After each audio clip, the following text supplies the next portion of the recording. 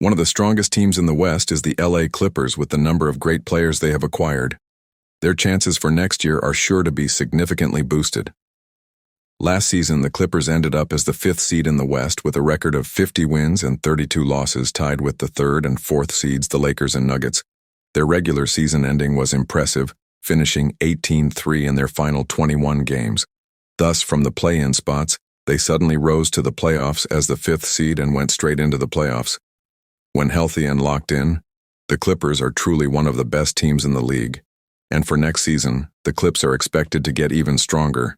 First, they acquired John Collins, a 6.9 power forward, who averaged 19 points per game last season with the Utah Jazz. Additionally, he shot 40% from three-point range, so he will surely stretch the floor for LA. His fit alongside Harden, Kawhi, Zubac, and others will be great. He is also a good rebounder and a decent defender. However, he was traded for Norman Powell, one of the best scorers for the Clippers last season. That was a painful loss for the team, but they have reasons beyond just boosting the front court, including team flexibility in their future plans. Regardless of other moves, you could say the Clippers' actions were worth it when you total the added value of their new players. Next up is Brook Lopez. Here, he is a free agent, making the addition a win as well. Although he is aging, he will definitely provide backup big man support for Zubac. He is a veteran, a good protector, and a stretch 5 last season with the Bucks. He averaged 13 points, 5 rebounds and 2 blocks. Yes, a great signing for the Clips. He and Big Zoo also have different play styles. As Brook can shoot threes, he had a shooting percentage of 37% from the outside last season, with almost 2 threes per game. Different strategies and coverage are needed from opponents when he is on the floor with more spacing. It's excellent that the Clippers secured him. Despite the many teams wanting to acquire him, there are very few quality bigs left in the market, and Lopez is indeed one of the top ones. So this is a great move for the Clips to have a reliable center on the bench with championship experience. Next, the likely replacement for Powell as the team's starting shooting guard will be Bradley Beal. Previously, Beal was seen as not a good fit due to his large contract not being equal to his contributions. But this time, it's a different story because after the buyout from the Suns, acquiring him becomes a winning deal. His contract with the Clippers is now only $11 million for 2 years, with a player option for the second year. That's a bargain, if you think about it. He was a 17-point scorer last season with 2 3-3s per game at 38% shooting. With his addition, Powell's absence will not be heavily felt by the team. Yes, Powell had higher production, but Beal can still fulfill his starting position effectively. He is a great shot creator and fits well with Harden. He can be an off-ball threat with his three-point shooting. He is also versatile.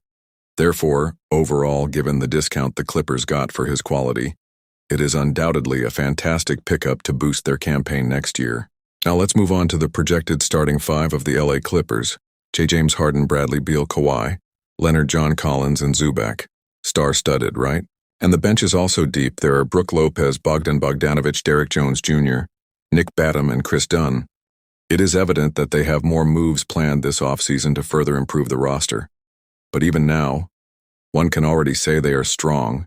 You have superstars like Harden and Kawhi, who will carry the team through the playoffs again. There are solid other stars from their previous teams like Beal and Collins. Their defense is strong. The only concern might be their backcourt with Harden and Beal, which could be targeted by opponents.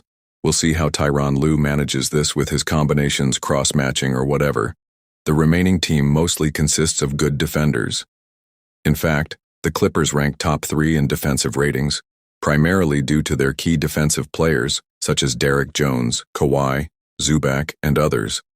Their defensive strategy is also set. The main concern next season that could derail their campaign is injuries. Harden played 79 out of 82 games last season. However, Kawhi only played 37 games, missing more than half. Well, Beal only played 53 games with the Suns, and Collins played just 40 games, so you would also worry. It is a significant factor in the outcome of each game whether those stars are present or not, especially the 3: Collins, Beal, and Harden. Kawhi does not tend to accept that load management. He often doesn't play in back-to-back games, but despite the concerns, overall, this Clippers team next season is solid. They are even being viewed as one of the top contenders in the West with their improved roster. Last playoffs, although they fell in the first round, they still earned high respect from opponents. They pushed the Denver Nuggets, led by three-time MVP Nikola Jokic, to Game 7, who also had to go to Game 7 against the OKC Thunder, who became champions this year. The Clippers are truly a competitive team that faced the playoffs early on, but as they say, to be the best, you gotta beat the best. No moral victory, so let's look forward to next season to see if they can truly take down the top teams in the West and advance further in the NBA playoffs.